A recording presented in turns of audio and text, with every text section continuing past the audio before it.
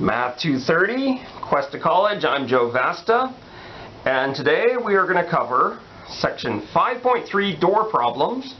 Before we get to those door problems, I'd like to show you the puzzle for this lecture. What do these letters have in common? So there's a few letters there. I cannot put any other letters from the alphabet. We're looking at capital letters on this list. So what do those letters have in common?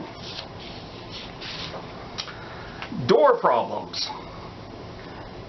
Maybe you've done problems like this before. For each of the diagrams below, determine if you can pass through all the rooms while going through each door only once. If so, show how. So that is our task. So maybe you can pause the video and see if you can do those problems. I'm going to attempt the problem right now. Kind of made a copy of that. And so let's see if we can do it. I'll start right here. So here it goes. Okay. Just run it around here. I guess I'll go out there. Pooh. So I didn't do it because it says, can you pass through all the rooms? Oh wait, I did pass through all the rooms. Can you pass through all the rooms while going through each door only once? So I cannot go through that door again, but I missed one of the doors. I missed this middle door. I'm not going to include this on the PDF because then, you know, it makes me look like a terrible teacher. So there we go. It's gone. Okay, so how am I going to do this? Wow, so this is quite a challenging problem. Or is it? I mean, it almost seems like one of those problems where you have to keep doing trial and error, trial and error. So let's see how we can do these problems. First thing that I want to do is I want to put in each room a dot.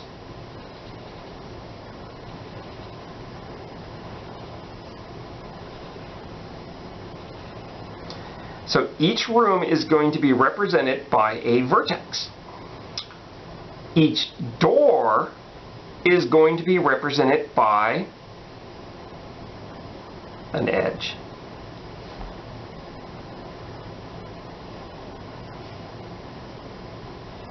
So everywhere there's a door, you put an edge.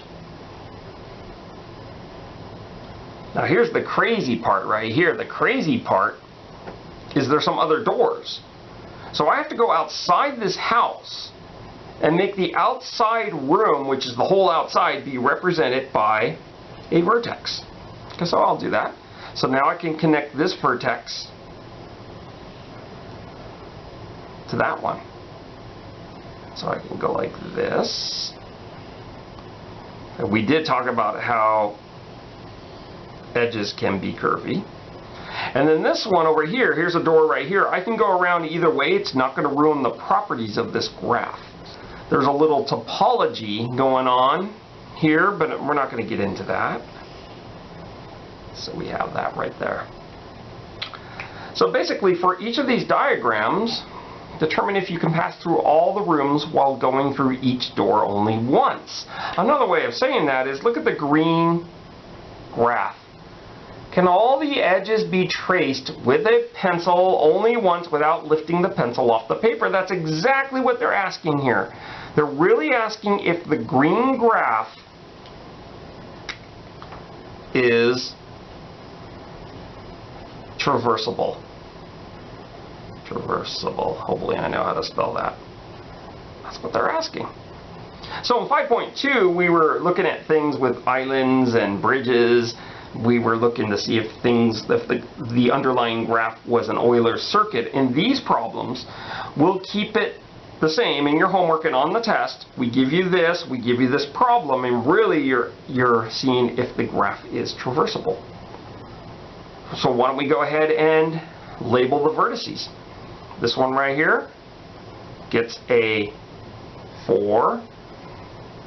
Then we have a 3 there. 2 there, 2, 3, 2, 2. So the answer to this one is, well, how many odd vertices do we have? We have only 2 odd vertices. 2 odd vertices. The graph is traversable if it has 2 odd vertices or 0 odd vertices, so the answer to this is yes. Show how. Well, I don't have another piece of paper, I just crumpled up that other one. Well, if you wanted to show how, you would start at which vertex or in which room. You would start the place where there is a 3. I'm actually going to go old school. I think I have a pencil right here, and I'm going to go ahead and see if I can do this. So I'm going to start it in the bottom room here. So here it goes. So we go like this, go outside the house, go in. I'm back in the room that I started. I'm going to end up in that room. I used a pencil because I didn't want like really dark ink to overpower my green graph there. So yes, I was able to do it. I went through all the doors. And I went through all the rooms as well. So we showed how. That's great.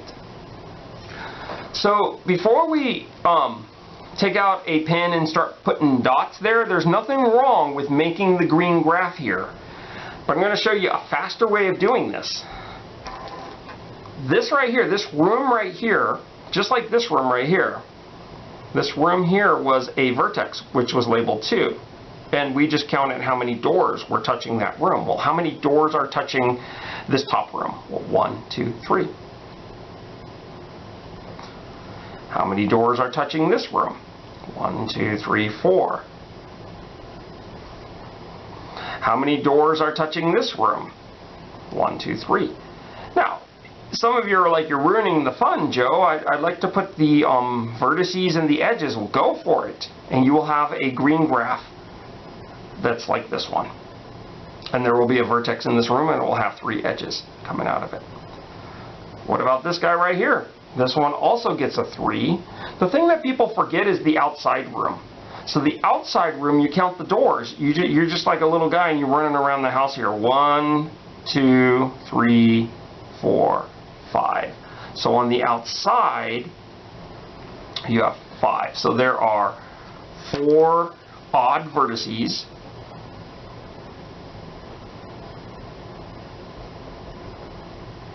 And the answer then is no.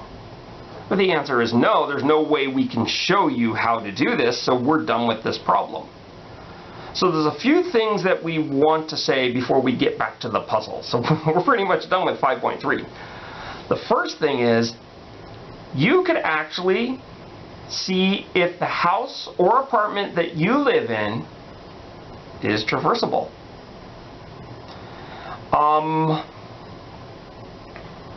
A lot of you will say, well, I know that most houses and apartments are not traversable because once you have more than one bedroom, usually bedrooms, typically bedrooms just have one door and then you've got a dead end. But if you want to make it more interesting, use the windows in your house or apartment and see if your house or apartment is traversable using your windows. Now, if you're actually going to traverse it and you're on the 3rd story of an apartment, please don't do this. Don't kill yourself over math. But you can think about it if your house is traversable. Now, before we leave, we should say some of the real-life applications with graph theory, because we are finishing graph theory. People will use graph theory to map traffic patterns. People use graph theory to model complex molecules. There's vertices and edges in both of those applications I said. Organizational charts for large corporations, computer algorithms, street sweeping. They want to be efficient when they're sweeping the streets or cleaning the streets with the street sweeper. And so they may analyze the city using graph theory. Coding, telecommunications, And I suppose next time you go to a store to pick up like 20 items, you can find the most efficient way of traveling down the aisles without traveling down the same aisle 3 or 4 times. Excuse me. So, real life applications of graph theory. Sounds like I'm losing my voice. I don't know what's happening here. Let's get back to our puzzle.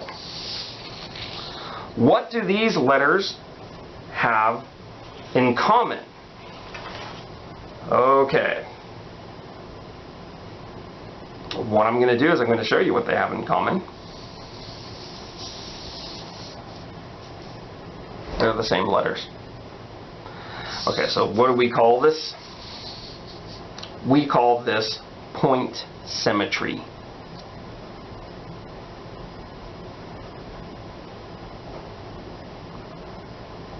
They're the same letters upside down. So look, letter A, I'll put that in red.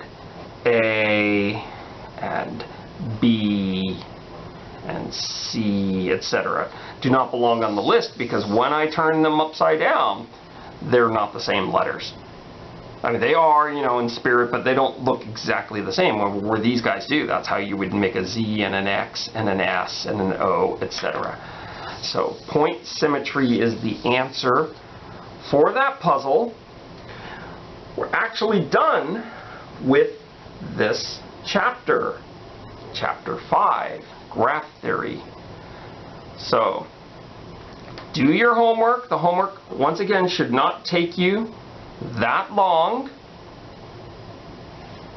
Have a good day. I'll see you in the next video.